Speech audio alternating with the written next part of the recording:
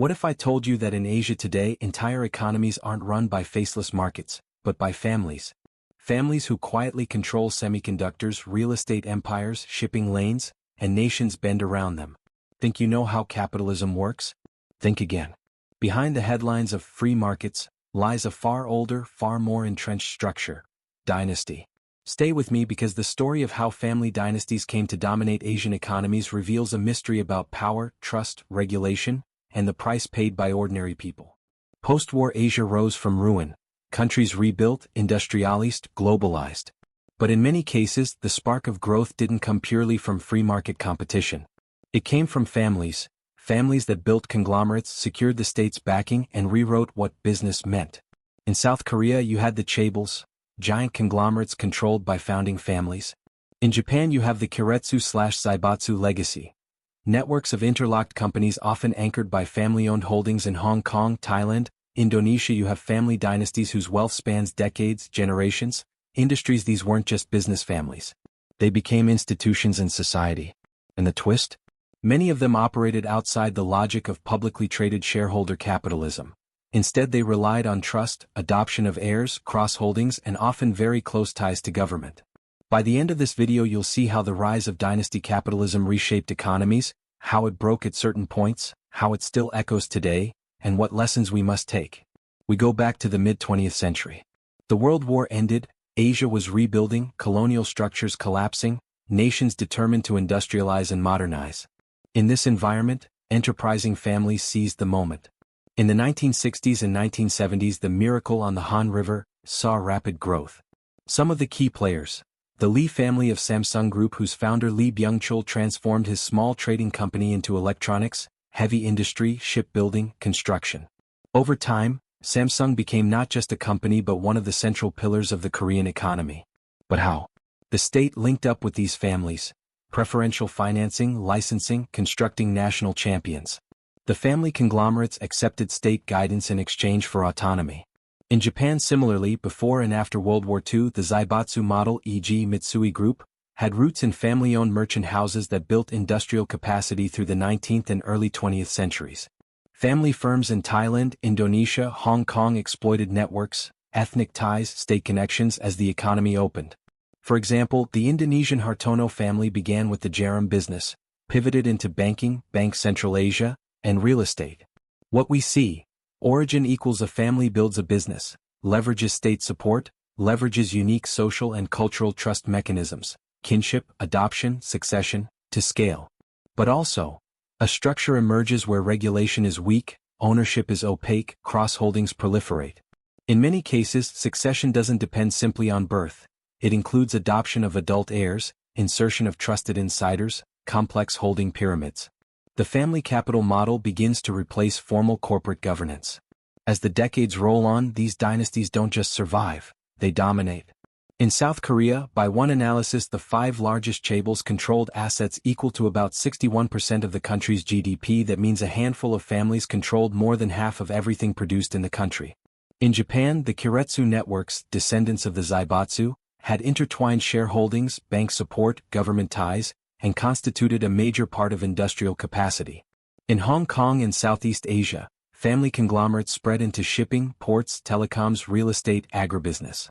The Bloomberg/Visual Capitalist data shows the top 20 Asian families controlled hundreds of billions of dollars in wealth, but no system lasts untested.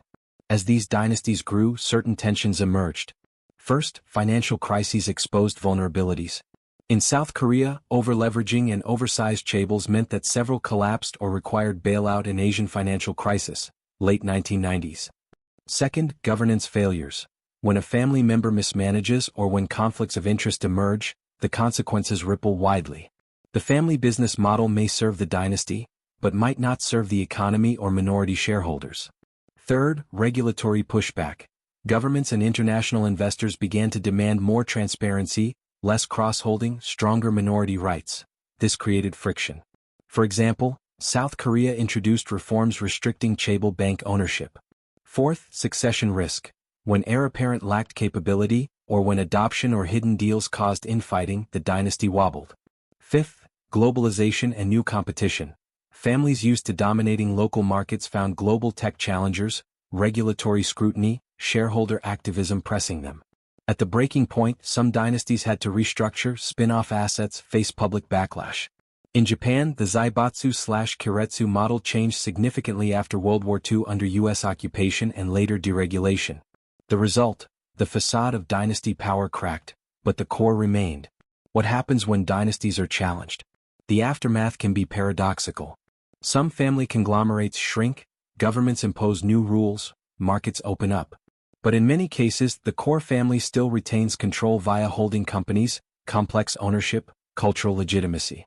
In South Korea, while reforms reduced some privileges of chaebols, they remain central to the economy. In Southeast Asia, many family dynasties continue to dominate sectors like banking, real estate, infrastructure. The Bloomberg data shows that the top 20 families control nearly $500 billion in wealth. The impact on society and economy is mixed. On one hand, dynasties helped rapid industrialization, scale economies, global competitiveness. On the other hand, they created concentration of power, limited competition, blurred public/private boundaries, and in some cases captured regulation and policy. For example, when a family conglomerate is so big it influences policy, the distinction between state and family business may blur. The Time magazine noted, "Business in Asia is a family affair.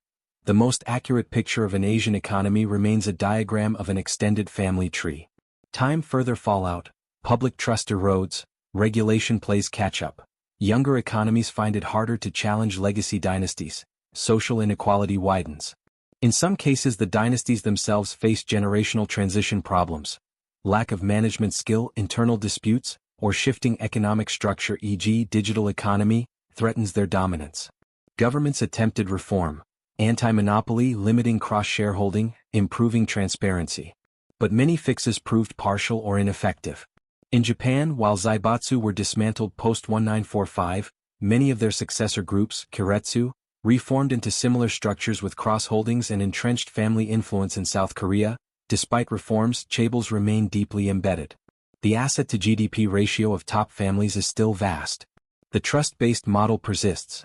Adoption, cross-shareholding, pyramid ownership still operate. In many Southeast Asian contexts, family firms simply adapted, becoming more global, more financial, more diversified. The social networks, the cultural trust, the informal power remain. The fix of regulation often overlooked culture, succession, informal power. The result? The visible structure may appear reformed, but the invisible web of dynastic control remains. Thus we have a scenario where old power remains behind new facade. The family firm may be listed, may have minority shareholders, but the family still controls via special shares, board seats, trusts, adoption, and cross-ownership. Now we link past to present, because the dynasty model is not just history, it's alive and growing. Consider the data.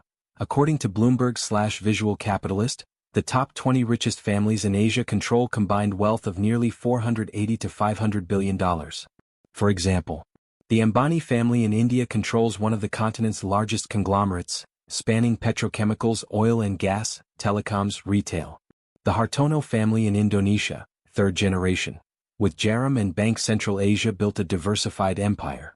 The Lee family of South Korea, Samsung, still dominate tech and semiconductors. One family account for a massive share of national exports. Shocking comparison. In South Korea, the assets of 5 largest family-run conglomerates correspond to more than half of the country's GDP.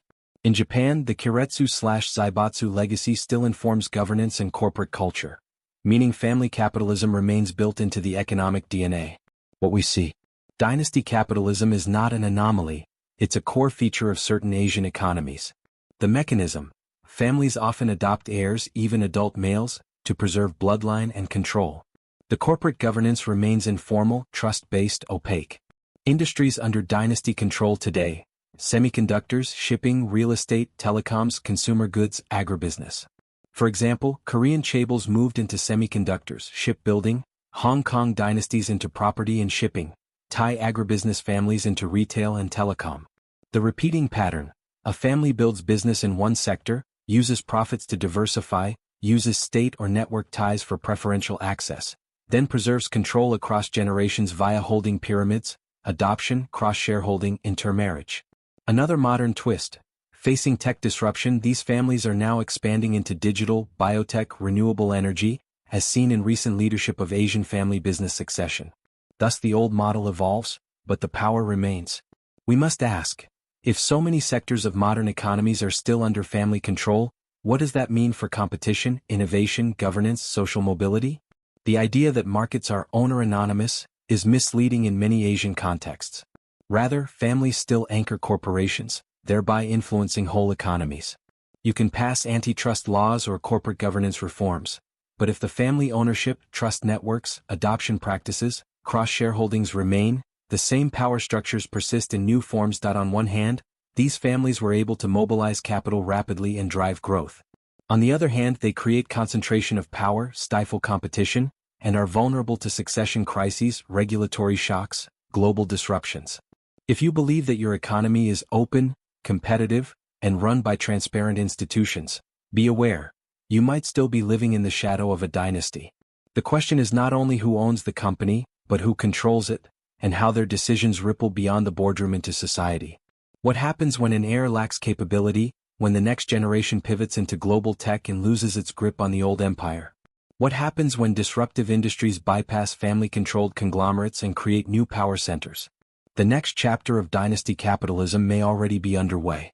If you found this story illuminating, subscribe and ring the bell, because we'll be digging deeper into how power, wealth, and governance operate in global capitalism. Share this video with someone interested in how business, families, and economies intertwine, because the more we understand the roots of power, the better we can engage with the future of our world. Thank you for watching, and stay inquisitive because the real story of economy is never just numbers.